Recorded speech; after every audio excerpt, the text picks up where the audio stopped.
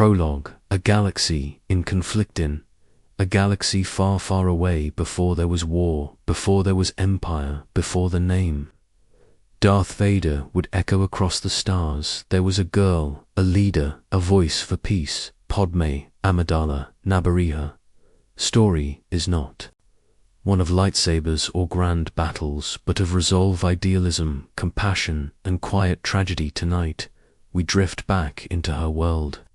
Let the stars unfold around you and listen gently to the tale of the queen who became a senator, a wife who loved a Jedi, and a mother who never lived to see her children grow. This is the entire story of Padmé Amidala, told softly and full to help you rest, so close your eyes. Let the hum of hyperspace carry you and travel with us to Naboo's state of the galaxy. At time of Padmé's birth, the galaxy was ruled not by an emperor or a warlord, but by the Galactic Republic. It was an ancient government over 25,000 years old, a sprawling, delicate bureaucracy that held together thousands of systems and trillions of beings governed by the Galactic Senate. The Republic tried to maintain peace and unity, but over time its light had begun to dim. The Senate had become slow, overwhelmed with trade disputes and planetary infighting. Megacorporations like the Trade Federation and the Techno-Union held entire sectors in their grasp. Corruption ran deep, greed even deeper. In this era of fading light, the Jedi Order still stood, guardians of peace and justice. The Jedi Knights served the will of the Senate, though they too had grown distant from the people they once protected. Into this world, on a lush green planet at the edge of the mid-rim Padmé, was born the planet of Naboo. Naboo was a jewel among stars, covered in rolling plains, peaceful lakes, and elegant cities that grew from the landscape. Instead of fighting it, Naboo was a planet of philosophy, art, and beauty. Its people believed in education, unity, and democracy. They lived alongside the Gungan species, though not always peacefully. Capital Theed rose from waterfalls and gardens. Its marble domes gleamed in the sun. It was a place of quiet power. Padmé Amidala, Naboo, was born here in the mountain village of Varakino in the year 46 BBY. She was the daughter of Rui and Jobal Naboo, a loving and thoughtful couple from humble roots. Her father was a humanitarian and teacher. Her mother, a patient woman with a deep sense of civic duty. Padmé had an older sister, Sola, and a strong, supportive extended family. Even as a child, Padmé stood apart. Young mind, a quick heart. Padmé was bright, articulate, and thoughtful from an early age. She learned quickly with an affinity for languages and debate. She believed in justice, fairness, and the importance of helping others. She joined youth legislative programs, volunteering in the apprentice legislature of Naboo by age 8. By 12, she had already begun serving off-world, assisting in humanitarian missions to war-torn worlds like Shadda by Boronwile. Still barely a teenager, she disguised herself as a common relief worker to avoid being treated differently due to her wealth or status. She wanted to see suffering with her own eyes and fix it with her own hands. People noticed, especially the Naboo Royal Advisory Council. By the time she was 14, the people of Naboo elected her to be their queen. The election of Queen Amidala. Naboo's monarchs were elected, not born. They were chosen for their ability to represent and protect the people, and often reigned for 4-year terms. Padmé took the regal name Amidala, as was tradition. Though young, she was not chosen as a figurehead. Her wisdom, courage, and dedication to diplomacy made her an ideal candidate in a time of growing unrest. She surrounded herself with a trusted group of advisors and handmaidens, including Sabs, Sashian, Rabe, and Iate. All were young women like her, trained in combat politics and subterfuge. Sabe, in particular, would serve as her decoy, switching places with her during dangerous events. Vanala's rule began in peace, but the shadows were gathering. The Trade Federation blockade in 32 BBY, just 2 years into Padmé's reign, the galaxy witnessed a crisis, the Trade Federation, under the influence of the mysterious Sith, Lord Darth Sidious, launched a full blockade of Naboo. Ostensibly, this was over trade route taxation, but in truth, it was a calculated move to provoke conflict there. Federation's droid armies encircled Naboo, cutting off supplies. The Republic refused to intervene swiftly, alone, and with no military to defend her world. Queen Amidala was forced to act. The Jedi Council, sensing danger, dispatched to Jedi Master Qui-Gon Jinn and his young Padawan Obi-Wan Kenobi. Their mission was to negotiate peace. Instead, they discovered invasion escape and plea for help. Amidala refused to sign a treaty legitimizing the occupation. With the help of the Jedi, she escaped the planet, narrowly evading capture, and fled to Coruscant, the Republic's capital. There, she met Supreme Chancellor Valorum and the rising senator of Naboo, a man named Palpatine. Though outwardly kind and diplomatic, Palpatine harbored a terrible secret. He was in truth the Sith Lord Darth Sidious, orchestrating the crisis that had driven Amidala to him. Despite her pleas, the Senate refused to act. Mired in procedure, they offered little hope. So Padmé made a fateful choice. She would return to Naboo and fight the Battle of Naboo with the Jedi at her side and an unlikely alliance with the Gungan army. Amidala led her people in revolt. The battle raged across the fields of Naboo, and within the Theed royal palace, Amidala herself captured Viceroy Newt Gunray, leader of the invasion, showing not just bravery, but tactical brilliance. Meanwhile, deep within the palace power generator, a duel between Jedi and Sith unfolded. Darth Maul struck down Qui-Gon Jinn, and Obi-Wan, in grief and fury, defeated him. Anakin Skywalker, a slave boy rescued during their escape, helped destroy the Trade Federation's control ship. Peace returned, and Padmé returned home forever changed. Prologue, closing reflection pad. Amidala had faced war at 14. She had outmaneuvered a corporate army, stood before the corrupt halls of the Senate, and returned home as a true queen, not just in title, but in spirit. And yet this was only the beginning. Ahead lay politics, romance, war, heartbreak, and the slow collapse of everything she believed in. Her fate was tied to the fate of the Republic, to Anakin Skywalker, and to the birth of an empire. But for now, we let her rest.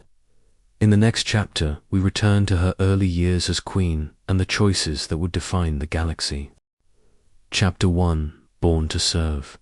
Childhood on Naboo. Before she wore the robes of royalty, before she walked the marble halls of the Senate, she was just Padmé Berry, a child of Naboo, born not to privilege but to purpose. Severico, the mountain home. Padmé Amidala Nyberry was born in the serene mountain retreat of Varakino, near Lake Country, on the planet Naboo. The year was 46 BBY, 46 years before the fall of the Republic. Her family lived modestly in a home surrounded by water, mist and silence. Varakino was a place where the Nyberry family could retreat from the city's political rhythms. A home where birdsong and the lap of water set the tempo. Her father, Rui Nyberry, was a university professor and civic planner. He believed deeply in education, diplomacy, and fairness. Her mother, Jobel, was a patient, caring woman who once trained as a healer and instilled in her daughters a strong sense of duty. Padmé had an older sister named Sola, who would later go on to have 2 daughters of her own. Nieces Padmé would never live to see grow up. The Nyberry family, the Nyberrys, were proud but not powerful. They were not noble nor wealthy in the way of political dynasties, but they were respected. Theirs was a family built on merit, service, and intellectual strength. They lived by a quiet principle that a person's voice mattered and that peace required participation. Padmé was taught from an early age to think, speak, and listen at Just 7 years old, she would sit at her father's side and ask him about the galaxy's conflicts. Why did people fight? Why did some have more than others? What was fair? She wasn't content with soft answers. She wanted clarity, early public service. Padmé's talents didn't take long to surface. She joined the apprentice legislature at age 8, where she debated with older students, memorized Naboo statutes, and showed signs of becoming a prodigy in oration. Her teachers noted her ability to remain calm under pressure, to turn disagreement into conversation. She didn't argue to win, she argued to understand. 10. She began humanitarian work off-world. One of her earliest missions was to Shaddar by Boran, a world suffering from environmental collapse and famine. Padmé insisted on dressing like everyone else in her relief unit, refusing special treatments. She listened to the suffering, she carried supplies. She slept in a cot like everyone else, that humility would stay with her forever. Training and language. Preparation for public service. Padmé underwent rigorous training in diplomacy and personal defense. She learned etiquette, law, and protocol in multiple systems. She became fluent in several languages, including basic Galactic Standard, Gungan Huttese, and some Bocce. She studied negotiation tactics, public speaking, and stage presence, understanding that how one carried themselves in a room mattered almost as much as what they said. But beneath the polished surface, Padmé was still a young girl, one who secretly missed home, kept journals, and confided in her sister when the weight of responsibility felt too heavy. A natural leader by age 12, Padmé was already being encouraged to run for monarch of Naboo. Though shocked by the idea and initially resistant, she eventually accepted, not out of ambition but out of duty. The previous queen, Sanandrasa, had recommended her, seeing in Padmé not just brilliance but moral clarity. Naboo's monarchs were elected and often chosen young based on ability and service, not age or lineage, and so in a landslide victory, Padmé Amidala was elected Queen of Naboo. At the age of 14 she adopted the regnal name Amidala, a tradition among Naboo royalty to separate the individual from the office. Her parents were proud and quietly afraid. They knew what lay ahead, becoming Queen Amidala. With her election came the regalia, elaborate gowns, white painted face with red accents, and the headdresses of ancient tradition. It wasn't for vanity. The look of the queen was armor, a symbol of strength, authority, and unity. Had embraced this transformation. She studied the history of monarchs, learned to carry herself with composure, and listened closely to her advisors. Among them were Governor Co. Bibble, a seasoned, cautious voice; Captain Panaka, head of security, ever protective, ever alert; and a council of ministers and economists who shaped policy behind the scenes. But Padmé didn't rely on them blindly. She challenged her advisors, she questioned decisions, she read every document herself. One of her first acts as queen was to expand educational access to the outlying provinces of Naboo, believing that knowledge must reach even the quietest corners of her world. Handmaidens, Padmaids, most trusted companions, were her handmaidens, selected not just for appearance but for skill in combat, intelligence, gathering, diplomacy, and disguise. Chief among them was Sahib, her closest confidant and body double. Sahib would serve as decoy queen in life-threatening situations, a role she performed with perfect precision. Other handmaidens included Sash, known for courage and blunt honesty; Yane, deeply loyal and fiercely protective; Rabe, who handled communications and vocal mimicry; and Irte, trained in protocol and public presentation. They were not servants, they were a sisterhood. They trained together, planned together, and protected one another in private. Padmé dropped the formality, she laughed with them. listened to their stories, confided her fears about the role she had taken on early challenges in office, though her reign began in peace. Padmé immediately faced difficult issues. Tensions between the human Naboo and the native Gungans were worsening. Trade disputes with outer world suppliers threatened Naboo's economy, and darker rumors were surfacing. Pirate activity in the Mid-Rim, corporate lobbying in the Senate, and mysterious shifts in the Jedi Orders, priorities still Padmé held. Firm to her ideals, she believed in non-violence, dialogue, and unity. She made overtures of peace to the Gungan High Council, even as her advisors doubted their success. She traveled to outer provinces to see her people firsthand rather than rule from a distant throne. In a rare quiet moment, she wrote in her private journal, "To serve is to step aside from self, even when I am tired, even when I want to go home. My people are watching, and I owe them not perfection, but devotion." Shadows gather beyond Naboo. The galaxy was moving toward a tipping point. Darth Sidious was orchestrating conflict, using corporate factions like the Trade Federation to incite crisis and weaken the Senate. In 30 to BBY, the Trade Federation launched a blockade against Naboo. The planet was plunged into isolation, fear, and warpad. Still, only 14 would face the first true test of her reign, and the decisions she made would shape not only her own destiny, but the future of the entire galaxy. Closing reflection.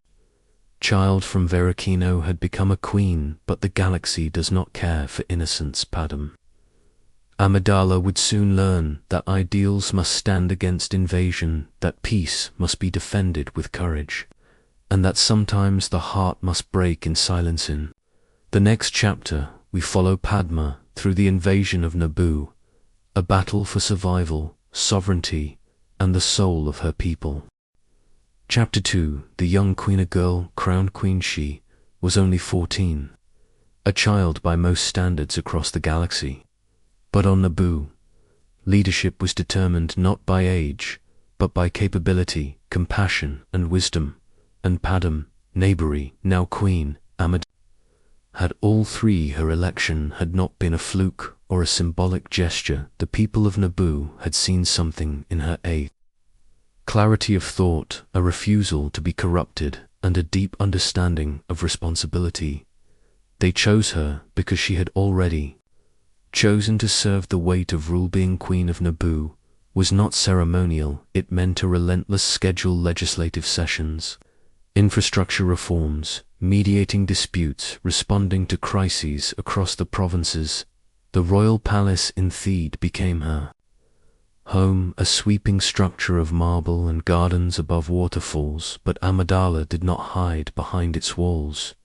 She visited farming villages, walked among factory workers, read to children in schools, listened to the concerns of Gungan leaders. Even though tensions were fragile, her days began before sunrise and ended long after dark. But she never complained in private. She confided in her handmaidens, especially Sabe and Sosh, the only ones who truly knew how hard she pushed herself. To the world she was a perfect queen. To herself, she was always trying to do more. Her code, peace through ENTIRE, believed in unity through understanding, not dominance. She promoted cultural exchange between humans and Gungans, an unprecedented move. She pushed for reforms to reduce corruption in Theed's merchant districts, to protect Naboo's wildlife, to expand medical access in underserved regions. Her policies were idealistic, but rooted in action. To her, peace was not a dream. It was a practice, a growing threat. The Trade Federation Naboo was beautiful, but not powerful. Its location along the Selenon Spur made it valuable to galactic trade that made it a target. In 32 BBY, the Trade Federation, led by Viceroy Newt Gunray, began to flex its economic power. When the Republic moved to tax major trade routes, the Federation retaliated with a blockade of Naboo. Dozens of Lucrehut-class battleships appeared in orbit. Starships halted communications, jammed supplies. Cut-off Padmé reached out to the Galactic Senate, expecting swift support. The Senate did nothing. Corruption and procedural delays made action impossible. She sent envoys, kept her people informed, and privately began preparing for the worst invasion. Naboo falls. The blockade turned to invasion. Thousands of battle droids descended from orbit. Cities were seized, citizens captured. The royal palace, Amidala, and her council were taken prisoner, including Governor Seo Bibble and her guards. She did not break. She refused to sign any treaty legitimizing the occupation. Behind the scenes, her handmaidens and Captain Panaka began planning an escape. The Jedi Qui-Gon and Obi-Wan unseen by the Federation. The Jedi Council had intervened. 2 Jedi arrived. Master Qui-Gon Jinn, a maverick connected to the living force. Obi-Wan Kenobi, disciplined, thoughtful, and newly knighted. They reached Theed and freed the Queen. Padmé began to see the larger game at play. If Jedi were sent in secret, the Republic must be failing. She left Naboo aboard her royal starship, not with fear, but with purpose. Her goal: confront the Senate, seek justice, save her people at Atuan, a world of sand and slavery. During the escape, the ship's hyperdrive was damaged. They landed on Tatooine, a desert world beyond the Republic's reach. Disguised as a handmaiden, Padmé stepped into a land of dust, poverty, and suffering. There she met Anakin Skywalker, a boy in the dust. Anakin Skywalker, she found him in a clotted workshop run by a Toydarian named Watto. The boy offered help, shelter, and friendship. She watched him repair droids, pilot a padracer, and speak of seeing the stars. "I want to be the first one to see them all," he told her. He was bright-eyed, innocent, and impossibly kind for a slave. She smiled, and something inside her softness, sandstorm, and compassion. That night, a sandstorm struck.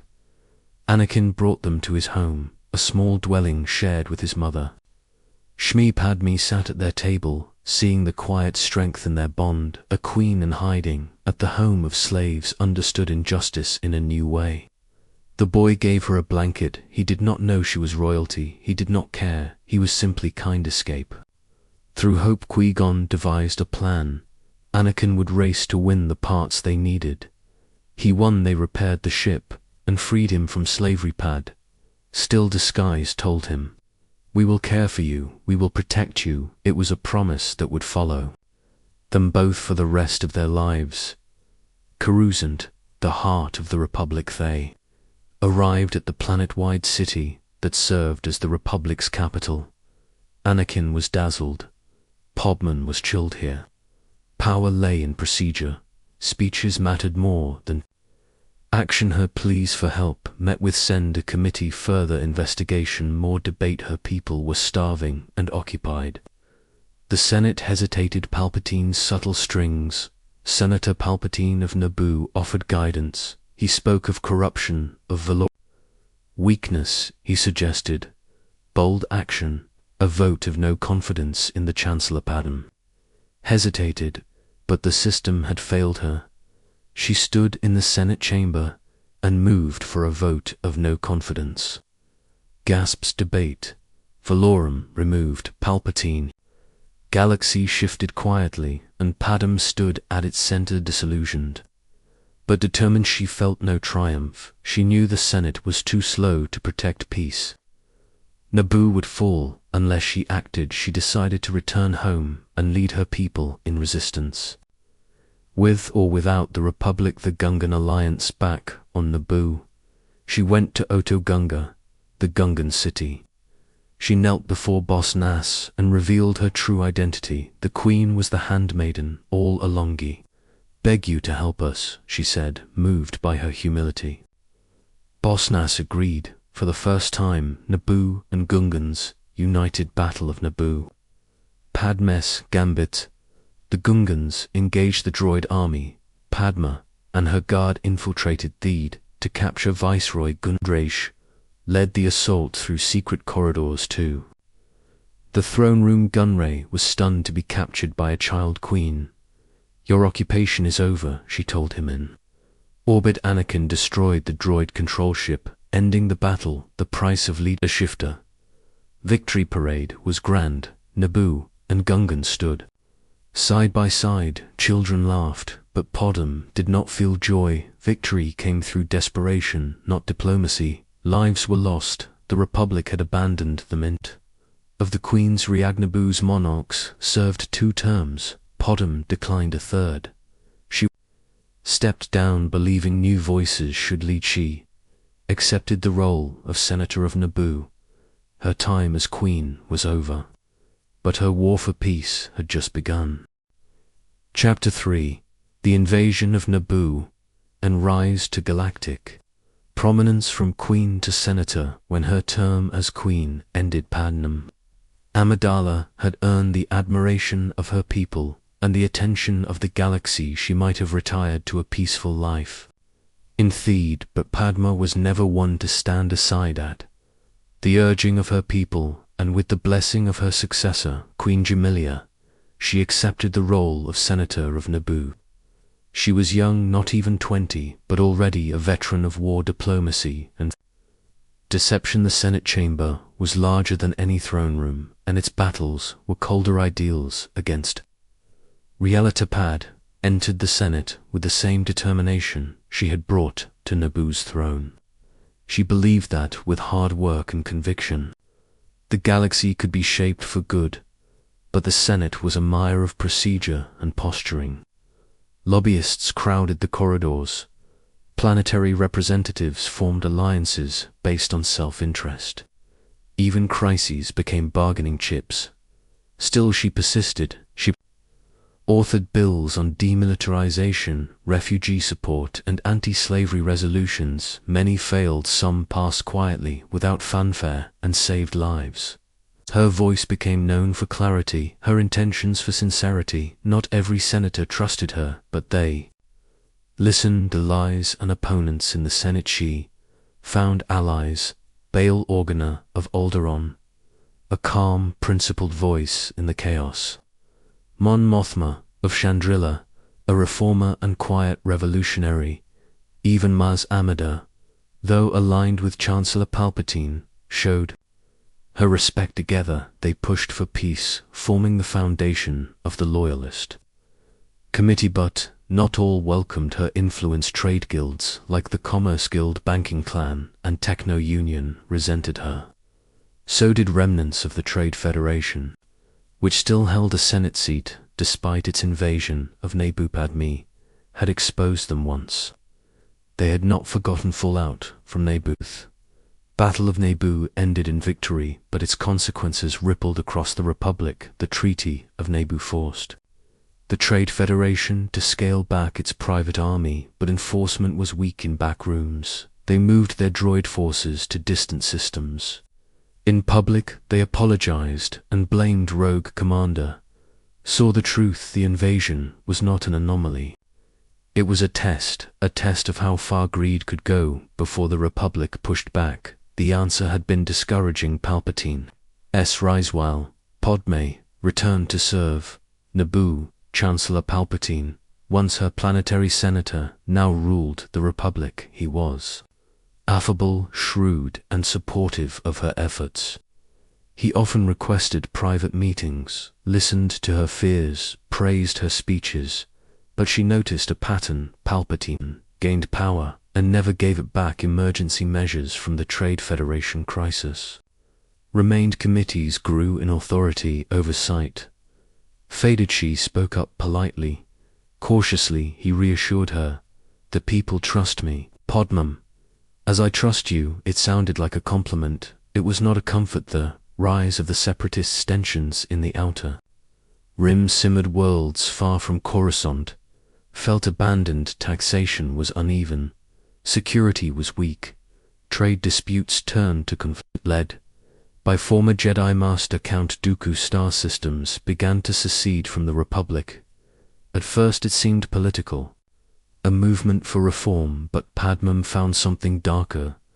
The Separatists were backed by corporations, the same ones that had profited from Naboo's invasion.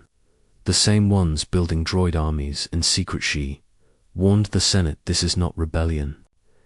It is preparation for war. Many scoffed, some listened, a few tried to silence her assassins in the shadows. In 22, by Padmé prepared to return to Coruscant to vote on the Military Creation Act, a proposal to create a grand army of the Republic. Padmé opposed it. She believed diplomacy could still prevail, but others feared her influence as her starship descended toward Coruscant. It exploded. She survived. Her decoy cord was killed in the blast. It was no accident. It was an assassination attempt, and not the last. Reunited after a decade. 10 years had passed since Padmé last saw Anakin Skywalker. He was no longer the boy dreaming of stars, but a young Jedi Knight with piercing eyes and restless energy. Their reunion came in crisis. The Jedi were assigned to protect her. Obi-Wan Kenobi took the investigation. Anakin was assigned to remain by her side. It felt both comforting and dangerous. He was no longer a child. His gaze held something unspoken, hiding on Naboo. Protect her. The Jedi sent Padmé to hiding on her homeworld. It should have been peaceful, but without politics and war, other truths emerged. Anakin spoke of his frustrations with the Jedi, his fear of loss, and his feelings for her. Padmé resisted. She was a senator. He was a Jedi. Their paths were forbidden. Day by day, wall by wall, the distance between them crumbled. Nightmares and confessions. One night under a Naboo moon, Anakin confessed his nightmares, visions of his mother suffering. He had left her on Tatooine. The Jedi forbade attachments, but his love for her remained. Padmé saw fear in his eyes, not ambition, not arrogance. For Anakin left to find his mother. When he returned, she was dead. He had slaughtered the Tusken Raiders who took her, men, women, and children. He confessed everything. Padmé listened in silence, and she knows his secrets. And war while Padmé and Anakin were away. Obi-Wan's investigation led him to Kamino, where a clone army was being bred in secret. It led him to where the Separatists were building a vast droid army. Padmé insisted on helping. She was no longer content to hide their arrival, but were captured. In a cell, Padmé told Anakin, I truly, deeply love you, and before we die, I want you to know the arena. Stood in the arena with Anakin and Obi-Wan, chained before a crowd of Geonosians. 3 beasts were released. Padmé climbed her pillar, fought with a chain, improvised weapons, dodged claws. Jedi arrived, chaos erupted, blades clashed, the sky darkened. The Clone Wars begun. Padmé, amid battling the fight, Padmé was thrown from a transport. She hit the sand hard. A clone trooper tried to help her, but she waved him off. She stood, blaster in hand, bleeding but unbroken. She rejoined the line. This was no longer about votes or diplomacy. The Republic was at war, and Padmé would not stand aside. The Grand Army marches from a Senate balcony. Padmé stood beside Bail Organa and Mon Mothma. Below, clone troopers marched. Warships rose into the sky. Whispered, so it begins. Pad watched in silence.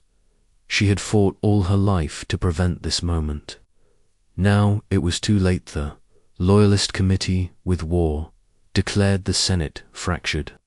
Some supported militarization, others called for formed the Loyalist Committee with Organa, Mothma, and others. Their goal: preserve democracy in wartime. Ensure emergency powers did not become tyranny. They were few. Padmé's voice carried weight. Even Palpatine pretended to listen, but she saw. He never gave up control. Marriage in secret. After Geonosis, Anakin and Padmé returned to Naboo. They had crossed a line they could not retreat from. In the Lake Country, without guests or ceremony, they married. Only C-3PO and R2-D2 bore witness. It was Love it was defiance, a Jedi and a senator bound together in secrecy and rebellion against duty. Senator, in a time of war back on Coruscant, Padmé resumed her duties. But the Senate had become a machine, budgets for war weapons, development, surveillance. She argued for diplomacy, humanitarian aid and summits. She was ignored more and more, even allies faded. She did not stop legacy in the making. Padmé exposed corruption in the banking clan, defended clone rights, protected refugee systems caught between Republic and Separatist lines. She became a voice of conscience in a galaxy that no longer wanted to listen. She began to suspect the war was being prolonged, not by the enemy, but by design. Reflection. Warrior and diplomat Padmé Amidala had once worn royal gowns and spoken with optimism. Now she carried a blaster beneath her robes and hid a forbidden marriage. She had stared down viceroys, battled droids, dodged bombs, survived invasions, and walked into wars. Nestle, she believed in peace, not from naivety, but because she had seen what happened without it. Chapter 4. From Queen to Senator. Final acts of a young Queen. When her second term as Queen of Naboo drew to a close, Padmé Amidala left office as a symbol of dignity, strength, and reform. Her last days in power were spent in quiet planning. She secured education reforms, preserved cultural heritage, and renewed diplomatic treaties. Most importantly, she strengthened the alliance between Naboo and the Gungan people, a pact forged during the darkest hours of invasion. Her farewell address was short and humble. I have served as best I could. May the voice of Naboo continue through each of you. She stepped down with grace, refusing to amend the law for a third term. To Padmé, public office was not a right, it was a responsibility that must end before power turned to ambition. The rise of Queen Jamilia. Successor Queen Jamilia was older, more seasoned, and had admired Padmé's actions from afar. Jamilia welcomed Padmé into a private advisory role, but the former queen struggled to remain behind the scenes. She had spent too many years on the front line, making decisions, commanding armies, defying warlords. Still, she supported Jamilia, quietly training staff, reviewing policy, advising on the galactic stage. Naboo was healing, economically, socially, spiritually, but the galaxy beyond was not the people of Naboo still saw Padmé not as a former monarch, but as their voice, the desire for peace. Padmé desired peace. She had lived through war too young. Her hands had touched the steel of blasters before she had fully grown into her ceremonial gowns. She wanted to rest, to work on art, architecture, and civic projects, far from Coruscant's corruption. But the holonet carried disturbing news. Separatist ideologies were rising. Star systems openly questioned the Republic. Trade guilds acted like sovereign states. Palpatine, once her planetary senator, now Chancellor, asked for more emergency powers. Padmé recognized the danger. Power was being centralized. Democracy was being eroded, and once again she was being called to act. The reluctant senator, when Queen Jamilia formally asked Padmé to return as Naboo's senator, the former queen refused. At first she doubted she could endure the Senate's slow grind. She feared becoming another cog in a broken machine. But the request came from the people. Farmers, students, refugees, artists signed a petition asking her to represent them. She could not ignore it. When she accepted, she said, "I will not seek power, I will seek peace, and if I must stand in silence alone, I will still stand." The Queen became Senator Padmé Amidala Revel on Coruscant. Her return to Coruscant was no triumphal march. The Senate building gleamed above the capital, but inside was a web of whispers, backroom meetings, and stagnation. Padmé received her own offices with Naboyan staff, but her voice was one among thousands. Many senators had grown rich and lazy in the Republic's decline. She saw important bills, stalled debates, dragged. For weeks, lobbyists from the Trade Federation and Commerce Guild walked freely. The invasion of Naboo had not shamed these powers. It had strengthened them. Padmé was no longer at war, but she was not at peace. Either Bail Organa and Mon Mothma. This maze, she found kindred spirits. Bail Organa of Alderaan shared her belief in a peaceful, democratic galaxy. Mon Mothma of Chandrila was sharp, analytical, and courageous. Together, they began a quiet alliance, the seed of the Loyalist Committee. They met in private, shared intelligence, and discussed strategies to resist authoritarianism. The reformer Padmé earned a reputation quickly. She was calm, deliberate, and firm. When she spoke with conviction. She called for tighter regulation. On trade guilds, she proposed audits of war profiteers. She defended the rights of mid-rim colonies under unfair tariffs. Some dismissed her as naive, but some listened. Small bills passed quietly under others' names, but with her influence. Aid reached war-torn worlds. Education grants returned to the outer rim. Slavery reduction initiatives resurfaced. She was changing the galaxy, slowly, stubbornly, in the Margins Committee. Work and diplomacy beyond the Senate floor. She worked tirelessly. She led the refugee relief movement, chaired investigations into corporate militarization, served as envoy to neutral planets, offering peaceful alternatives to joining the separatists. No mission was too small, no system too remote. Padmé believed real change happened in the field, so she traveled constantly in unmarked ships with minimal security. Idealism versus realism. Each small victory made her more visible and more vulnerable. Corporate lobbyists spread rumors, political rivals urged compromise.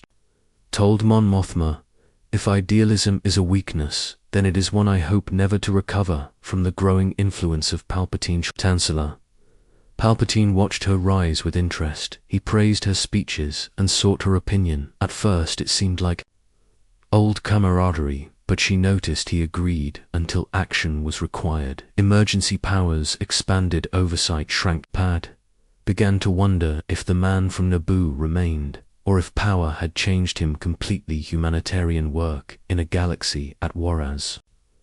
The Clone Wars intensified. She shifted energy from legislation to humanitarian outreach. Civilian casualties soared. Infrastructure collapsed on dozens of planets. Padmé launched relief convoys, relocated refugees, petitioned for aid over armistice, defended systems labeled separatist sympathizers because they sought neutrality or peace. Her enemies called her soft, her supporters called her brave. Padmé believed every life was worth saving. Reform bills and resistance. She introduced bills for clone rights, transparency in military contracts, and restrictions on executive powers. Everyone met resistance from corporate interests and war-driven senators. Her desk overflowed with work. Her schedule was disrupted. Meetings cancelled without warning. She had fought armies. Now she fought red tape and sabotage, and found it more exhausting. Threats in the shadows. Threats arrived anonymously. Her starfighter was sabotaged before a diplomatic trip. C-3PO was reprogrammed to transmit her itinerary until R2-D2 stopped. She told no one outside her circle, not even the Jedi. She learned to walk with guards, speak in code, sleep, lightly limiting Palpatine's power. Padmé led an effort to roll back Palpatine's emergency authority. The Loyalist Committee expanded with Bail Organa, Mon Mothma, and others. They met in secret, drafted counter-legislation, and tried to restore balance. Every bill was delayed or buried. Palpatine said the war is not yet over. When peace returns, so too will liberty. Padmé did not believe him. The Loyalist Committee's quiet power they exposed. Profiteering slowed invasive surveillance laws, and warned the Jedi about militarism. Padmé often closed meetings with clarity and conviction. She planted seeds, even if she did not. When Anakin's darkness grows, her personal life grew fragile. Anakin, now a Jedi Knight, was powerful but unstable. He spoke of enforcing peace, resented the Jedi Council, and trusted Palpatine too much. Their secret marriage became tense. Padmé still loved him, but feared what he was becoming: pregnancy and secrets. When Padmé discovered she was pregnant, she cried out of fear, not shame. If the Senate knew, or the Jedi found out, it would destroy them both. Only Anakin knew. They spoke in hushed tones of leaving it all behind, but Padmé knew she could not run. Final days in the Senatus, her pregnancy advanced. She reduced appearances, but worked harder behind closed doors. She linked Palpatine to military overreach, blocked a bill removing term limits, coordinated war, orphan evacuations. On the Senate floor, she delivered one final address. So this is how liberty dies. With thunderous applause. It was not anger, it was sorrow. Warning. The Jedi met with Master Yoda and Mace Windu too. Warned them about Palpatine's control and Anakin's instability. The Council thanked her, but little changed. Moncracy, on the brink, began writing reflections and warnings for her unborn child. She and Bail Organa agreed that something irreversible was coming. Whispers of rebellion. She and her allies gathered data, tracked military orders, and prepared in case Palpatine declared himself emperor. She had seen power twisted before and feared it would happen again. The final reckoning. On the day the Jedi Temple burned, Padmé watched smoke rise over Coruscant. Anakin was gone. The Chancellor declared the Jedi traitors. The Republic became the first galactic empire. She clutched her belly, knowing her child would grow up in tyranny. When Bail Organa asked her to help save the last Jedi, she did not hesitate. She was no longer a queen, or even a senator, but she was still Padmé Amidala, and she would fight until her final breath. Chapter 5. Shadows of War and the Clone Army's birth. A calm before the storm. After the Battle of Naboo, Padmé Amidala believed the galaxy might tilt back toward peace. She was wrong. What followed was not calm, but a creeping tension, an invisible weight pressing down on the Republic. A time of uneasy silence between stars. Trade routes reopened, but not all worlds welcomed Republic oversight. The scars left by the Trade Federation's invasion lingered on Naboo and across the Mid-Rim. The Senate. Padmé used her position as Naboo's senator to speak out against militarization. She had seen how easily power could be abused, how quickly peace could turn into subjugation. But her voice began to sound small in a chamber filled with fear. Warning signs of militarization. It began subtly, quiet conversations behind closed doors. Funding labeled as security infrastructure, fleet upgrades passed under emergency clauses. Senator Ask Ok from Malastari warned of growing separatist activity. Senators from Ariadu and Corellia pushed for preemptive military expansion. Behind much of this pressure were the corporations, the Techno Union, the Commerce Guild, the Intergalactic Banking Clan. Padmé raised concerns, but many brushed them aside. To some, she was a noble idealist; to others, a naive obstructionist. But she remembered Naboo. She remembered the Senate's delays and denials. She would not let it happen again. Count Dooku and the rising separatists. As months passed, the galaxy's fractures deepened. Dozens of systems began voicing support for Count Dooku. A former Jedi turned political leader. Dooku accused the Republic of corruption, corporate manipulation, and moral decay, and he was not entirely wrong. Thousands of systems declared their intent to secede. It was legal and political, but behind closed doors, it was already being called a crisis. Padmé did not trust Dooku, but she understood why systems were losing faith in the Republic. She feared what would happen if the Senate answered fear with fear. The Military Creation Act. Then came the Military Creation Act, granting the Republic authority to create a standing army for the first time in 1,000 years. The Senate split in half. Supporters claimed it was necessary for security. Opponents like Padmé warned that creating an army would invite war. Debates raged for weeks. Hallways buzzed with lobbying. Reports were exaggerated or buried. Fear was weaponized. Padmé said, "We do not preserve peace by preparing for war, we preserve peace by practicing." Either words were met with polite applause and procedural delays. Mystery on Kamino Yedi. Master Obi-Wan Kenobi uncovered a startling truth. A massive clone army had been secretly commissioned years earlier on Kamino Yedi. Such order had ever been approved. The Jedi Council was stunned. Who had authorized it? Who had funded it without oversight? Briefed by Bail Organa and Master Yoda. Padmé was horrified. This was not preparation. It was premeditation. The Republic was being guided into war, and someone had planned it long before the Senate had spoken of armies. Assassination attempts. As the vote neared, Padmé became a target. Bounty hunters bombed her starship upon arrival, and Coruscant decoys were killed, including Cord, who died in Pad's arms. Mace Windu assigned Jedi protection. Obi-Wan Kenobi and his young Padawan Anakin Skywalker. Anakin, the boy from Tatooine, was no longer arbitrary. To Naboo for her safety, Padmé was sent to Naboo. The decision frustrated her. The vote was imminent, and she feared what would pass in her absence. In Naboo's lake country, away from political eyes, she reconnected with Anakin. They talked for hours about democracy, duty, and dreams. Slowly, she let her defenses fall. The romance rekindles. Playful talk became something deeper. Padmé had long feared attachment, but in Anakin she saw a mirror. Bound by duty, scarred by solitude, they kissed.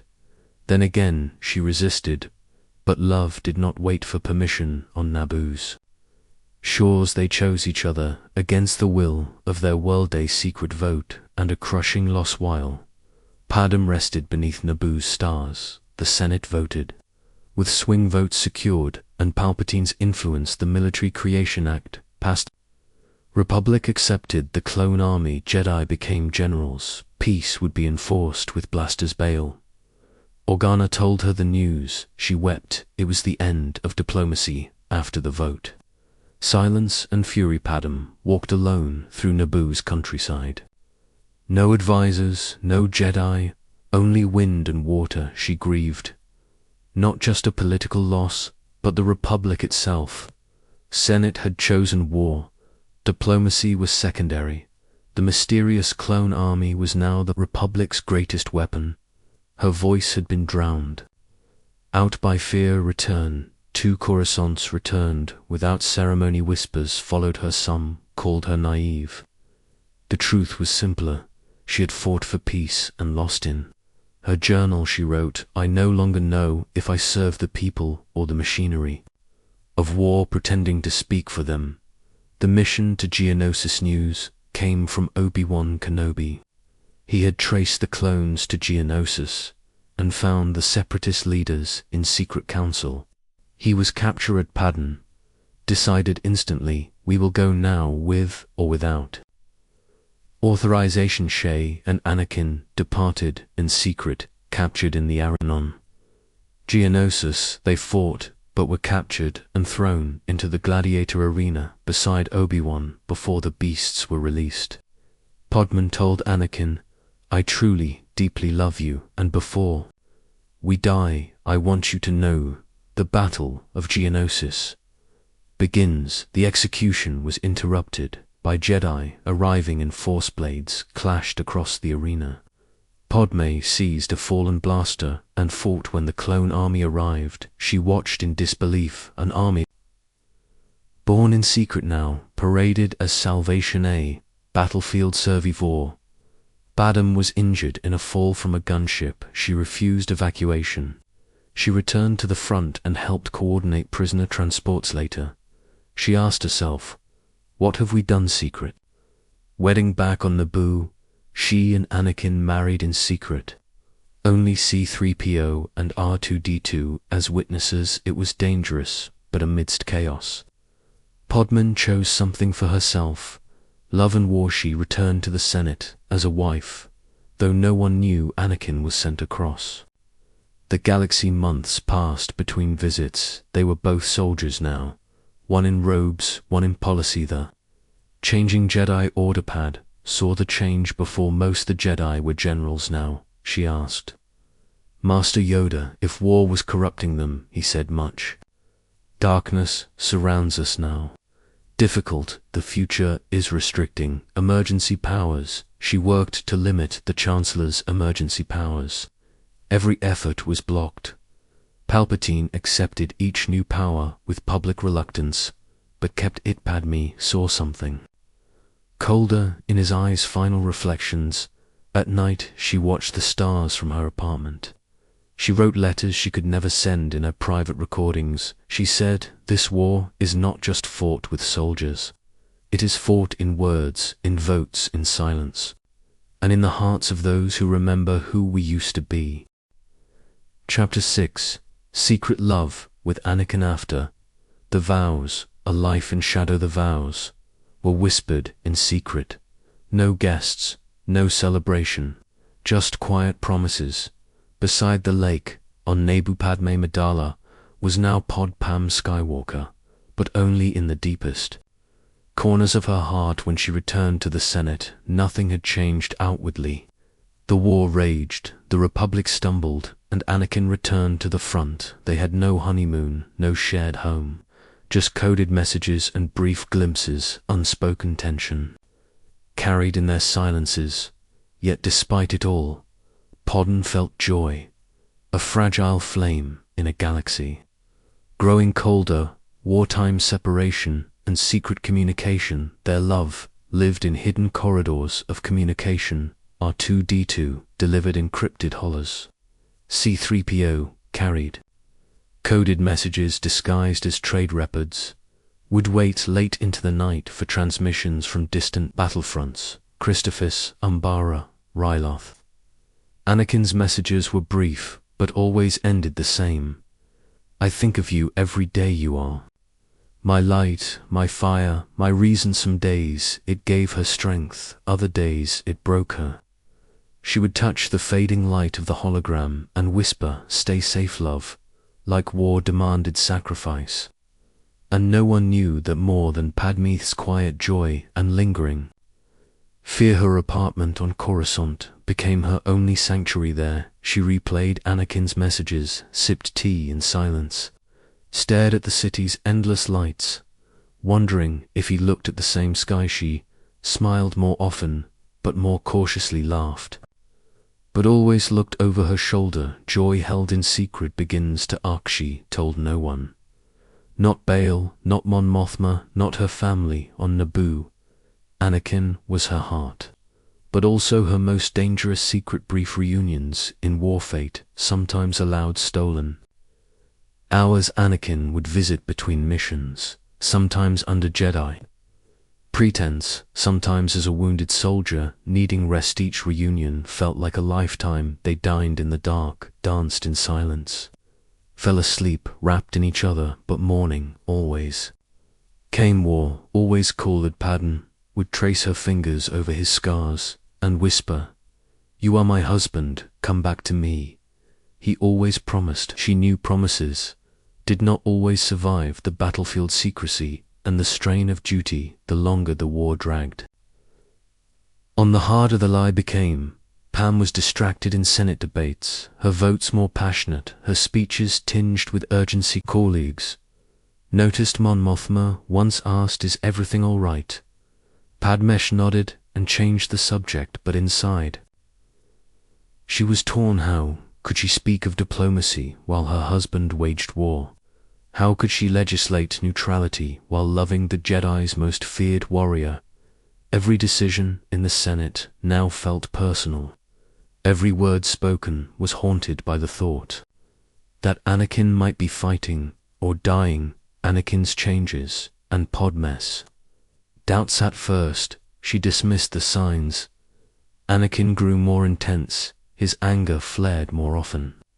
His need to protect her became possessive. She told herself it was the war. That every soldier changed, but doubt crept in. His reports grew vague, he grew colder toward the Jedi Council, more fixated on control, less tolerant of compromise. Once, after returning from a brutal campaign, he told her the Jedi don't understand what needs to be done. Dopham placed a hand on his cheek. I believe in you, but don't forget who you are. He kissed her, but said nothing. Obi-Wan's visit, and quiet suspicions. Obi-Wan Kenobi visited under the pretense of political consultation. He drank tea, asked about Anakin, lingering too long as he left. He said gently, I hope you are both being careful. Padmé froze. She had not said anything, neither had Anakin. But Obi-Wan knew that night she could not sleep. The walls of secrecy were closing. In dreams of a family, despite the fear, despite the war, Padmé dreamed. She dreamed of a quiet home on Naboo, children playing by the lake, Anakin walking without armor, smiling without burden. One day she told him, I want a life with you, a real life. Not this. Anakin kissed her forehead. We will have it when the war ends. But Padmé knew peace never came. Isolai's shadows deepened. Padmé's growing fears. By the third year of the Clone Wars, she could not ignore the darkness clouding Anakin. He returned colder, spoke of betrayal, criticized the Jedi leaders, dismissed politicians who sought diplomacy. Padmé listened, but her heart grew cold.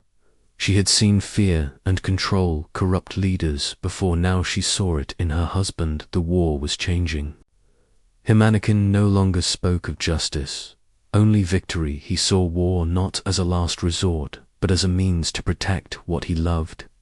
He had nightmares, terrible ones. He woke trembling, unable to breathe. Padmé soothed him, but he would not tell her what he saw. She began to realize he feared something beyond the enemy. He feared losing Hera, secret within a secret. Padmé's pregnancy. One morning, she pressed a hand to her stomach and felt her breath catch the droid, confirmed it. She was pregnant, and fear washed over her. She imagined tiny footsteps, laughter by the lake, a life beyond politics and war.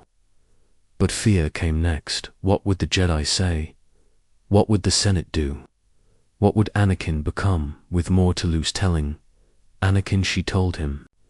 In the hangar bay at night, he froze, then embraced her with tears in his eyes. This is the happiest moment of my life, he whispered, but happiness did not last. His dreams returned. This time they showed Padmé dying in childbirth. He became obsessed. Not with the child, but with preventing her death. Fear turns to desperation. Spoke less, slept less, watched her constantly. He demanded medical specialists, pressed her to stay indoors. Won't let you die.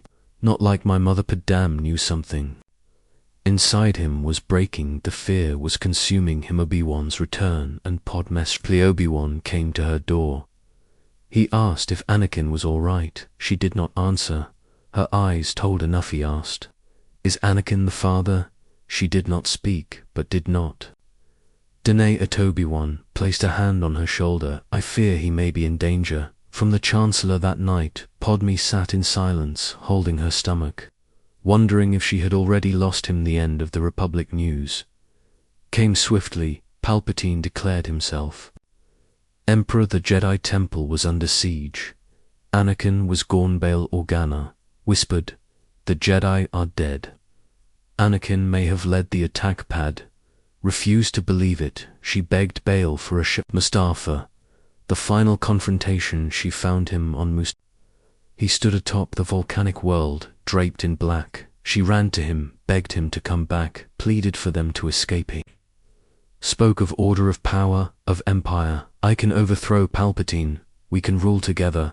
Her heart broke. He was demanding allegiance, not love. Anakin, "You're breaking my heart." Then he saw Obi-Wan, and everything unraveled. Betrayal and collapse. Anakin believed she had brought Obi-Wan to betray him. He choked her in rage and despair. Padmé collapsed. The two men fought in fire and fury. She lay unconscious, and as Anakin burned something inside her died birth and death. She awoke on Polis Massa. The medics could not explain it. She was healthy, the babies were healthy, but she was dying. She whispered their names. Luke lay. Obi-Wan knelt beside her. "Obi-Wan, there's still good in him. I know there is." Padmé Amidala Skywalker breathed her last. Her legacy, her body, was returned to Naboo.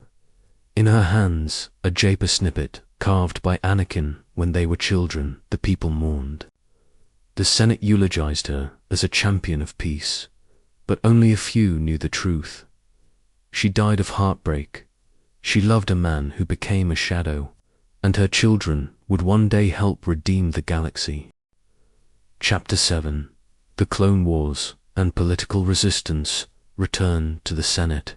A nation at war. When Padmé Amidala returned to the Senate after the Battle of Geonosis, she returned to a changed galaxy. The Republic was at war. The clone army had been mobilized. Chancellor Palpatine had been granted emergency powers for the duration of the crisis. She resumed her role as Senator of Naboo, but nothing about her duties was the same. Gone were the days of cautious diplomacy.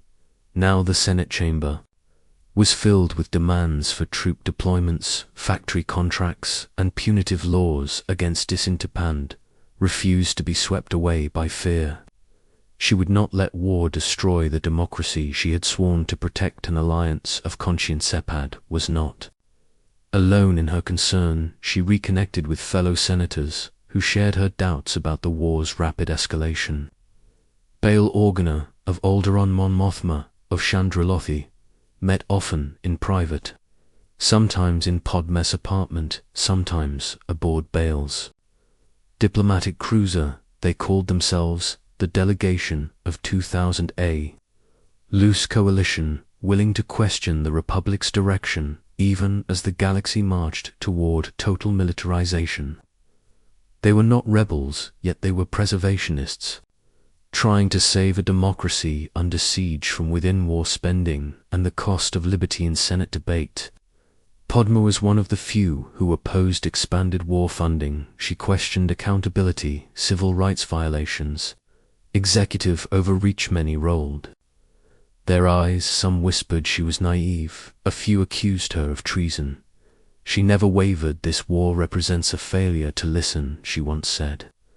"Every credit poured into weapons is a credit stolen from peace." Her speeches rarely swayed the vote, but they planted seeds and proved dissent could still exist. At least for now. The moral battle, not just political. Padmé's opposition to the war was a moral imperative. Every vote for funding meant more clones bred for battle. Every surveillance bill threatened planetary sovereignty. Every new decree from Palpatine chipped away at the Republic she had served with pride. It was not easy. The Jedi, including Anakin, supported the war effort. Her own planet, Naboo, benefited from military contracts. Even her constituents demanded stronger action against separatists. Still, she stood her ground, because once freedom is surrendered in fear, it is rarely returned. Industrial corruption in the Senate. Behind closed doors, Pam saw profiteering. Corporations like the Techno Union, the banking clan, and Republic arms manufacturers shaped legislation. Lobbyists pushed for longer deployments and larger clone quotas. She once exposed a weapons bill that funneled billions of credits to Kuat Drive. Yards disguised as humanitarian aid. She was attacked in the press. Accused of weakening the war effort, she continued because the war was not just fought on battlefields. It was manipulated in boardrooms and in the Senate chamber itself. The enhanced Security and Enforcement Act. The turning point came with the Enhanced Security and Enforcement Act, a sweeping bill that gave Palpatine near total control over security communications and planetary governance. Bad took the floor for one of her most famous speeches. "So this is how liberty dies," she said with sorrow, with thunderous applause. The chamber went silent, then erupted with cheers.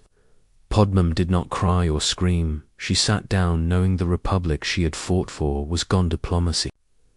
In a time of war, though silenced, in the Senate, Padmé continued her work abroad. She traveled to neutral systems like Mandalore and Raxus to urge peace. She met Duchess Satine Kryze, a fellow pacifist, and bonded over frustration at how the galaxy had chosen war. She also maintained discreet contact with separatist senators like Mina Bonteri, hoping to sow the seeds of truce. Many saw her as a dreamer, some as a traitor, but she still believed peace was possible. The shadow of the Chancellor. The final year of the Clone Wars, Padmé no longer recognized the republic she had sworn to serve. The Senate was hushed. The opposition cowed. Emergency powers renewed again and again. Palpatine, once a mentor from her homeworld, now stood as a symbol of absolute control. She had once trusted him. Now she saw him clearly. Whispers in the shadows. Resistance begins. Padmé, Bail Organa, and Mon Mothma met more often in private. They knew open defiance was impossible. Surveillance was constant. Pro-war senators could brand dissent as treason, so they whispered drafted statements in code, passed information through trusted aides. They were not a rebellion yet, but they were watching, documenting, preparing. The petition of 2000 Padmé proposed a formal petition asking Palpatine to surrender emergency powers. Once the war ended, it began quietly and grew into a symbol. 2,000 senators signed it. Palpatine received it and dismissed it. "I shall consider it once the conflict ends," he said. As always, he never intended to give up power. Surveillance and silence. Silence after the petition. Padmé noticed shadows. Following her, her aides received warnings. Her private transmissions were delayed or lost. Mon Mothma whispered, "They are watching us." Not just the Jedi, everyone ever in the Senate floor became dangerous. Padmé was prevented from speaking. Motions buried. Committees dissolved. The Republic's democratic core was crumbling. Most were too afraid to admit it. Padmé was not, but she felt the isolation. Her final speech. Padmé addressed the Senate for one of her last major speeches. She did not name Palpatine or accuse anyone. She spoke of liberty and service. "We are not defined by our enemies," she said. "We are defined by the choices we make in the darkest moments." No applause followed, only silence. A handful nodded. Many looked away. Hope in the dark weeks before the Republic fell. Pam met Bail once more. She spoke not of politics, but of her unborn child. She feared the galaxy her child would inherit. Bail took her hand. "Then we must prepare something better," he said. "If this republic cannot be saved, we must build one that can't." The spark of rebellion. When Palpatine declared himself Emperor, Padmé was among the few who saw the full truth. Others cheered and waved flags. She saw a dictatorship rise from the ashes of democracy. That day she contacted Bail. "Promise me," she said. "Promise me you will not let this stand." He promised, though she would not live to see it. Her words would echo in the hearts of those who formed the Rebel Alliance. The legacy beyond her life. After her death, the Empire never acknowledged her resistance. Her funeral was political theater. Her name remembered as a tragic loss, but in the shadows. Her writings were shared, her speeches quoted, her ideals remembered. Her children were hidden and protected. Luke would one day confront the Emperor. Leia would rise in the Senate wearing her mother's fire. Conclusion.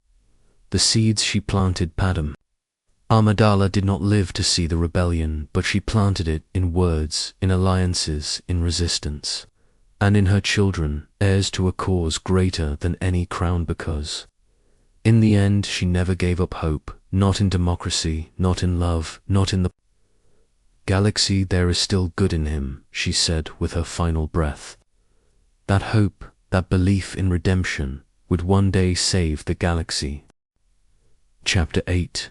Pregnant in a dying Republica, secret joy in a dark time, in the heart of galactic turmoil, Padmé Amidala discovered something unexpected. She was pregnant, the galaxy was unraveling. The war dragged into its third brutal year. The Senate was paralyzed by fear and manipulation. Palpatine's powers had stretched far beyond his own promises, but within Padmé, a quiet, hidden hope began to grow. She told no one at first, not her handmaidens, not the Senate, not even Anakin. She needed time to understand what it meant to absorb the miracle, the risk, and the joy-fear of exposure. The truth was simple. Their marriage was illegal. Padmé Amidala, Senator of Naboo, Anakin Skywalker, Jedi Knight, the Jedi Code forbade attachment, let alone secret marriage and parenthood. If the council found out Anakin could be expelled, she could face political disgrace, or worse, every doctor's visit was done in secrecy, every scan carefully hidden, and yet, despite the fear, Padmé glowed with quiet pride. In a galaxy crumbling to conflict, she carried the promise of something new, balancing to worlds. Padmé continued her Senate duties, never allowing her pregnancy to interfere. Though it grew harder with each week, she masked her symptoms behind practiced smiles. She met with delegates, debated bills, and challenged Palpatine. Even as exhaustion crept in private, she prepared. One chamber of her apartment became a nursery. She collected holobooks of old Iranian lullabies and Naboo parenting traditions. Even in chaos, she made space for innocence. Anakin begins to slip. When Padmé told Anakin the news, he was silent at first. Then he smiled, not just with joy, but with something deeper, something more possessive. This baby, he said, will change everything. You, me, our future.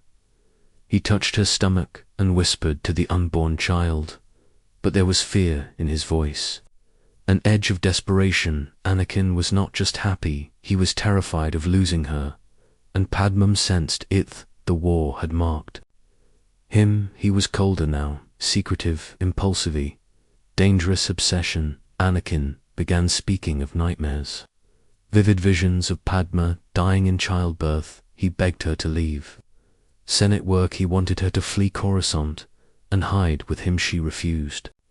The war had not ended. The Republic was still under threat. She would not let fear control her, even as it controlled him. His agitation grew. He spoke of powers that could prevent death, of a future where no one had to die. She tried to reassure him, but inside she was afraid. Private thoughts, quiet doubts. At night, Pand lay awake, hand on her belly. She wondered what kind of galaxy her child would be born into. Would the war end? Would the Republic survive? Would Anakin still be the man she loved? She kept a private journal, secured data ships. Hidden away, she wrote of dreams, a garden on Naboo, a peaceful life away from politics and war, a life she knew might never come. Turning to Obi-Wan as Anakin grew more volatile, Padmé reached out to Obi-Wan Kenobi. Their conversation was careful and coded.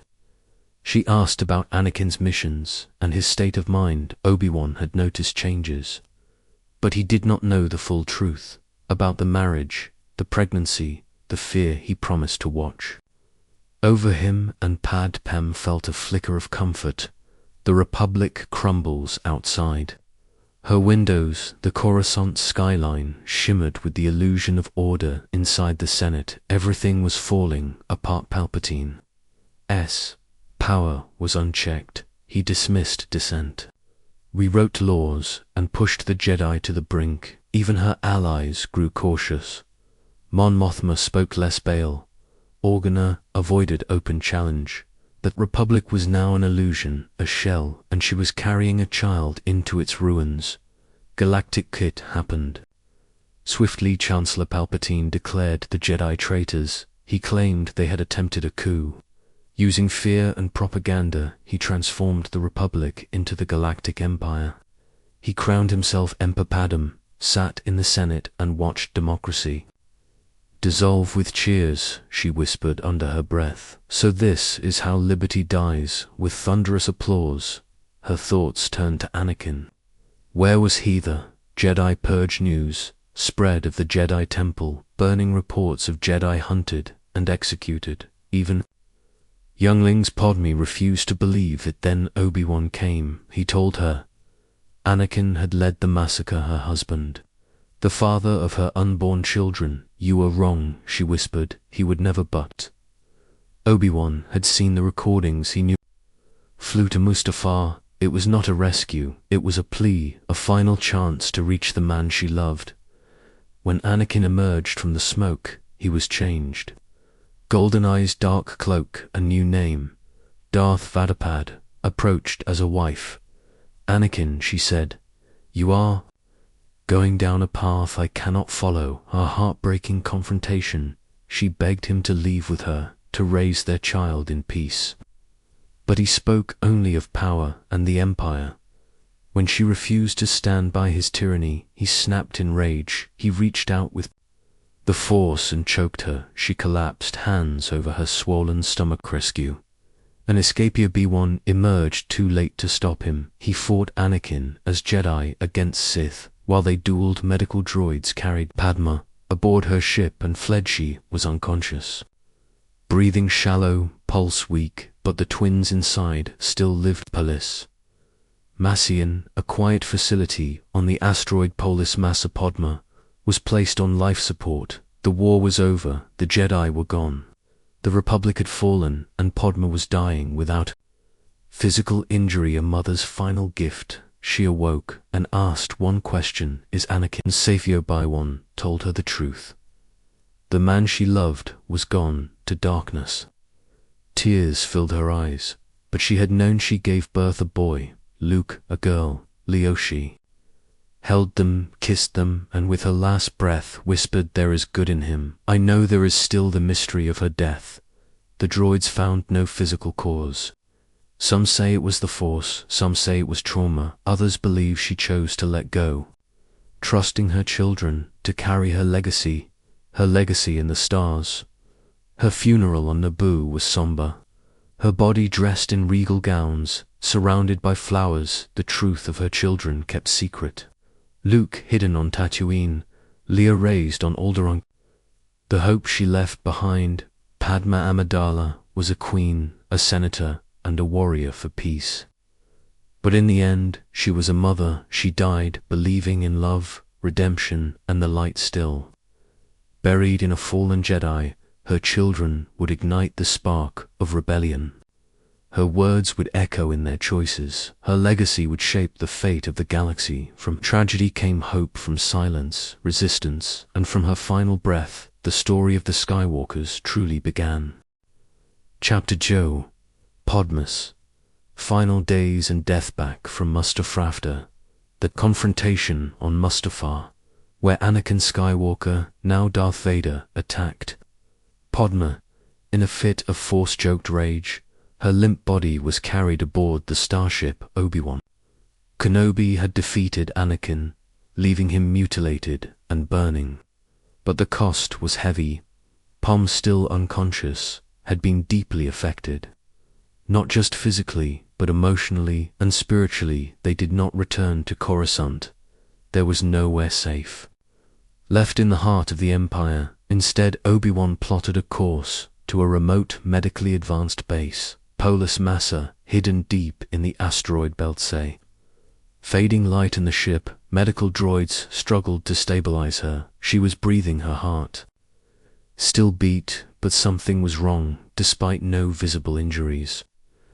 Padmé's life signs weakened. Obi-Wan haunted by guilt, sat beside her throughout the flight. He believed he had done the right thing, stopping the Sith from rising, but watching her fade, he began to wonder if it had cost him everything. Arrival on Polis Masada. Medical facility was cold and sterile, built for emergencies, not comfort droids, confirmed what Obi-Wan feared. Padmé was dying.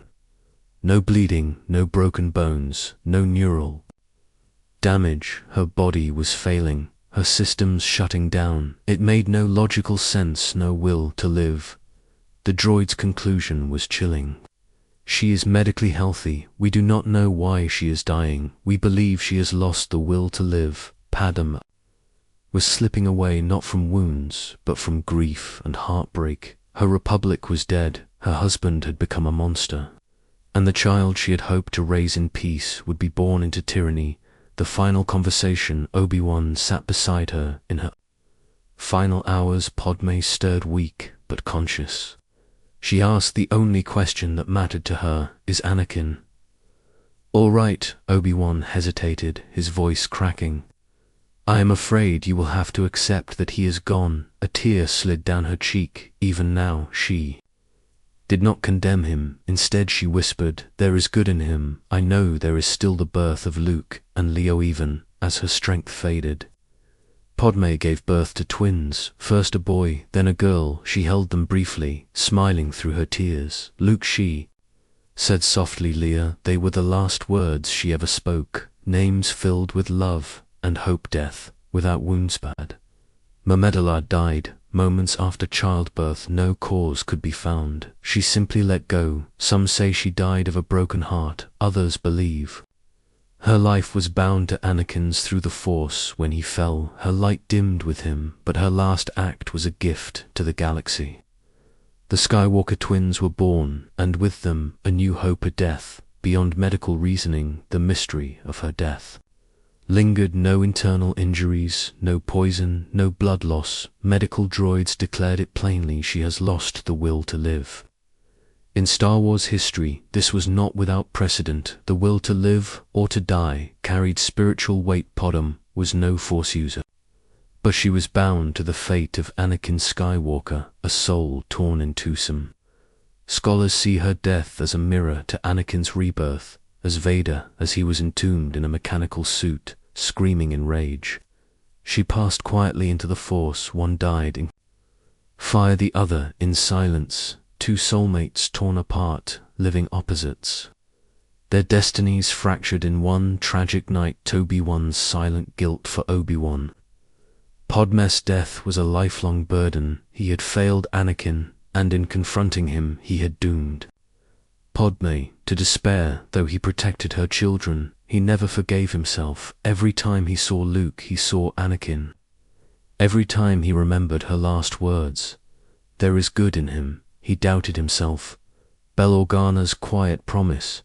Bail Organa vowed, the day Padmé died, to raise her daughter Leia as his own. He kept her name, her spirit, her strength. Leia grew up, never knowing her mother, but carried her influence in every action. In her fire, her eloquence, her moral compass. Padmé hidden children. At Padmé's funeral, her body appeared pregnant. It was a deliberate illusion. Luke and Leia were split.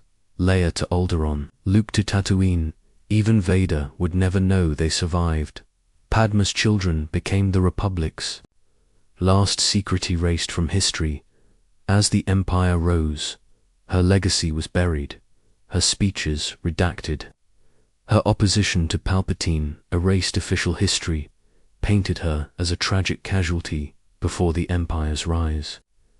In truth, she had been one of its last defenders. Her name whispered among early resistance leaders, but never spoken publicly. Mythic, legacy and time. Padmé became a symbol of what had been lost. A queen who abdicated her throne for democracy, a mother who gave everything for hope. Her image was painted in secret, her words hidden in rebel manifestos. The Empire could never erase her completely.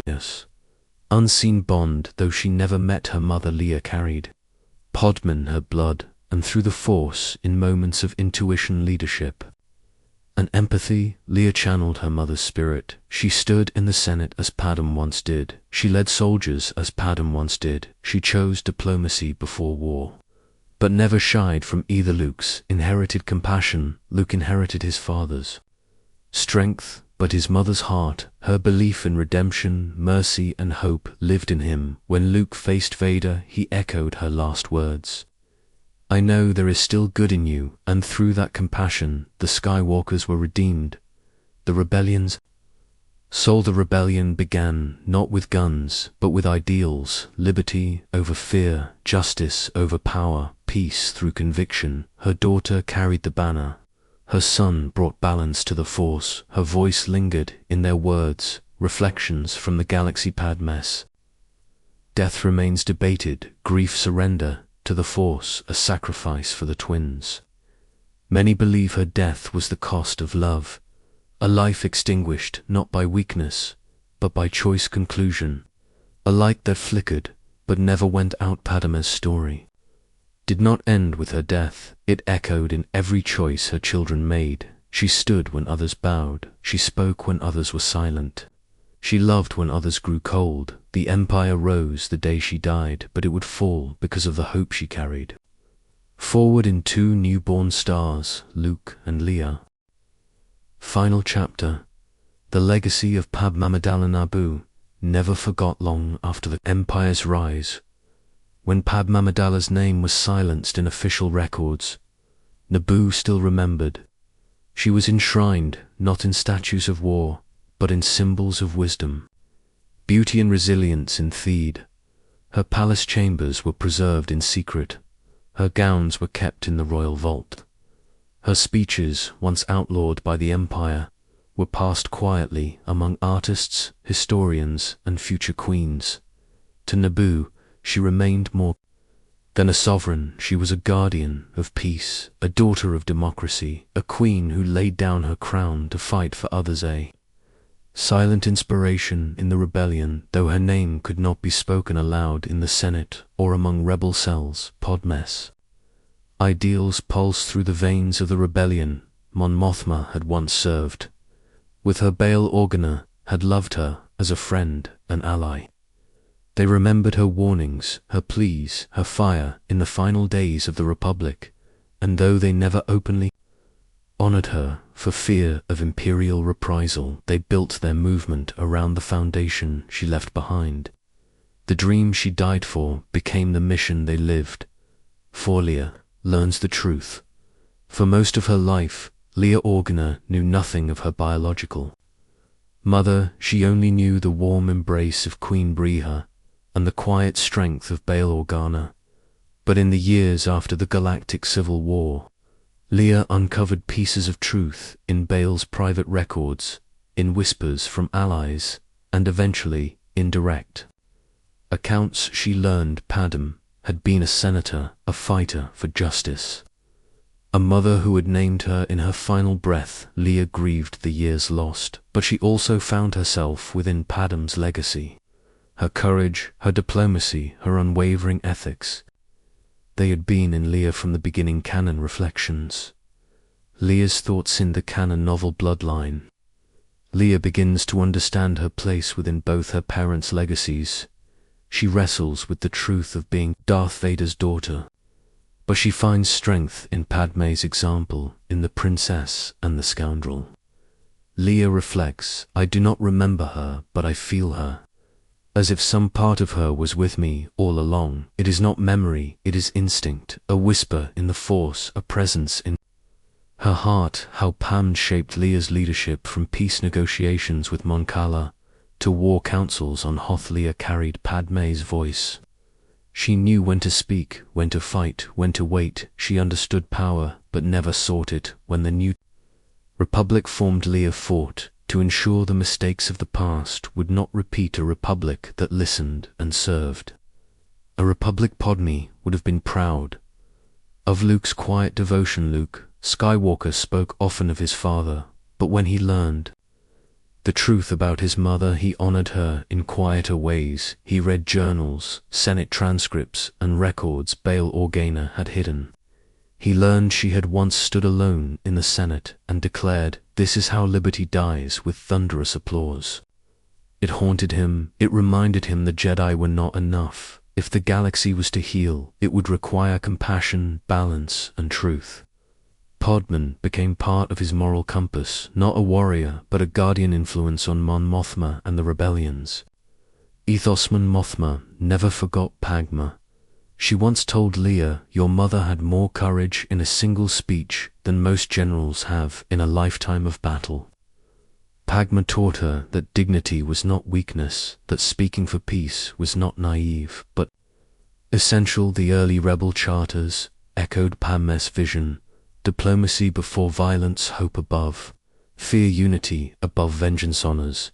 In the New Republic after the fall of the Empire, Padmé's story was restored, her speeches were declassified, her portraits raised again in Theed and Coruscant. New Republic archives dedicated entire wings to her legacy. Young senators studied her oratory. Future diplomats quoted her policies. Memorials on Naboo and Alderaan bore her name. She was remembered not as a casualty of war, but as an early casualty of conscience. She had seen tyranny rise and dared to name it. Padmé, the myth and the woman. Over time, Padmé became both more and less than she had been to some. She was a martyr, a saint, a tragic symbol of love lost and democracy failed to others. She was simply a woman, brilliant, imperfect, and heartbreakingly human. The myth could never fully capture her essence, but the memory kept her spirit alive in songs, in art, in hidden rebel recordings, in Leia's speeches to the Senate, and in every act of quiet resistance across the galaxy. Scholars, Force theorists, and her place in history, historians, debated her final decision. Force scholars asked if she chose to die or if destiny drew her spirit away. Some claimed her death mirrored Anakin's fall, others believed she gave her last energy to sustain her twins. Some Jedi whispered that Padmé touched the Force in her final breath, not as a wielder but as a witness. Parallels across the saga. Padmé's story shares echoes with other tragic visionaries. Satine Kryze of Mandalore, who loved a Jedi and fought for peace. Galen Erso, who sacrificed everything to plant the seed of the Death Star's destruction. Jyn Erso, who stood alone against impossible odds. They were voices of reason. In chaos they lived or died, so hope could endure conclusion. The moral compass of the Skywalker saga. The Skywalker story is often told as Anakin's fall and Luke's redemption. But behind every major turn was Padmé Amidala. She loved deeply, spoke fearlessly, governed wisely, and even in death she gave life to the heroes who would save the galaxy. She was never a Jedi, she never wielded a lightsaber, but she shaped destiny. Through her choices, her courage, and her heart, she was the moral compass of a broken galaxy. And in the end, that compass still points toward hope. Bonus chapter: what if Padmé had lived, surviving childbirth? A new beginning in this alternate timeline. Padmé Amidala does not die in childbirth. The droid's diagnosis that she has lost the will to live proves wrong. Instead, she collapses into unconsciousness, her body weak but her soul unbroken. The twins, Luke and Leia, are born healthy. Padmé survives long enough to hold them, kiss them, and weep, but there is no celebration. Anakin is gone, the Republic is gone, the galaxy is changing, and Padmé must vanish. Would Anakin have known she lived in the canon? Palpatine tells Vader, "It seems in your anger you killed her." Anakin's agony is real. He screams, not just from physical pain, but from the belief that he destroyed the only person who truly loved him. But what if she lived? Would he have sensed it? Perhaps through the Force. Their bond was deep. But in his shattered state, consumed by rage, vengeance, and self-hatred, Vader's connection to that love could be severed. The Emperor might have masked her survival, or Anakin's refusal to believe in hope may have made her invisible to him. Either way, Vader believed she was dead, and that belief shaped the monster he became. Obi-Wan and Bail Organa, shock and secrecy for Obi. One Kenobi Padmé's survival would be both miracle and burden. He had chosen to confront Anakin and watched his brother fall. Now Padmé's life and the lives of the twins would depend on secrecy. Bail Organa would offer sanctuary on Alderaan, or another hidden world. They would fake her death, change her identity, and hide her children through lies and shadows. The emotional toll would be heavy. Padmé grieving Anakin, Obi-Wan haunted by guilt, and the children separated yet touched by their mother's presence in quiet moments. The twins, a different fate. Would Luke still go to Tatooine? Perhaps Obi-Wan might insist he be hidden, far from the Empire's eyes and Anakin's reach, but ENTIRE Padmé would never allow to be raised without love or legacy. Leia might still become a princess of Alderaan, yet know her real name, and Mother Luke might see Padmé from time to time, a cloaked traveler bringing stories and wisdom. Their destinies would still call, but their path would be Padmé have redeemed Anakin? This is the question at the heart. If she survived, could she save him? Possibly, but not at once. Anakin was too far gone in those years, enslaved to Palpatine, tortured by regret, cloaked in hate. But Padmé was patient, compassionate, and brave. She would confront Vader, not in anger but in mercy. In time she might reach the ember of Anakin, still buried in the armor. If anyone could, it would be her, the woman he loved, the woman he lost, the woman he believed he had killed. Padmé, political threat to the Empire. The galaxy knew she lived. The reaction would be explosive. To the public she was a hero, a queen, a senator, a martyr of the Republic. To the Empire she was rebellion itself. One public speech could ignite unrest.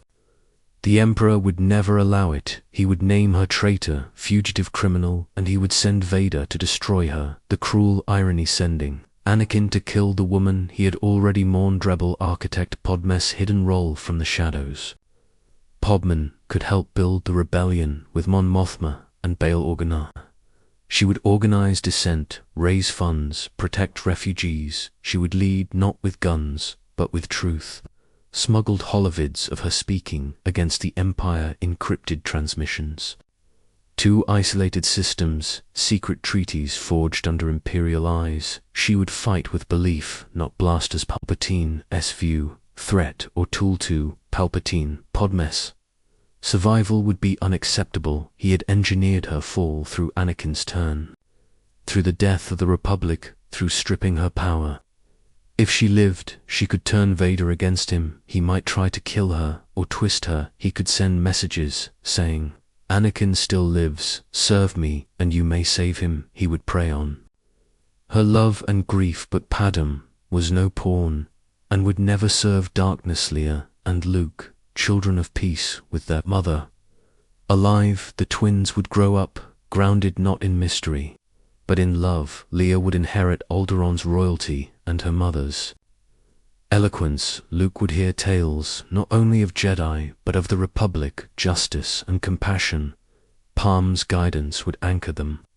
Perhaps they would still face war and the Empire, but their hearts would carry her values from the start. They would be healers as well as warriors. Rebel alliance with Padmé as its conscience. Imagine the rebellion with Padmé alive. She would be its conscience, its emotional center, its voice of restraint. When anger burned, she might never command fleets, but she would command hope. Her words would shape strategy in secret meetings. Her vision would steer moral debates. Her presence would keep the cause from becoming the tyranny it opposed in. Alternate endgame, redemption early with Padmé alive. The Skywalker saga could change years before Endor. She might confront Vader, not with a weapon, but with forgiveness. Anakin, I forgive you. Could he endure it? Could he kneel before the woman he failed and beg for peace? If he did, the Emperor's hold might shatter. Vader could turn years earlier. Luke would never need to strike him down. The Empire might fall, not in fire, but in forgiveness. Conclusion. Padmé's survival, spark of peace or catalyst of war. Padmé's death was a tragedy, her survival might be a greater revolution. Her love for Anakin, her wisdom in politics, her compassion for all beings with her alive. The Skywalker saga changes forever. The rebellion gains a leader, the twins gain a guide, Anakin gains a chance, and the galaxy gains a light that might never fade. Padmé Amidala, Queen of Naboo, Senator of the Republic, Mother of Hope. And in this alternate future, perhaps the one who saved the galaxy, not with a lightsaber, but with love.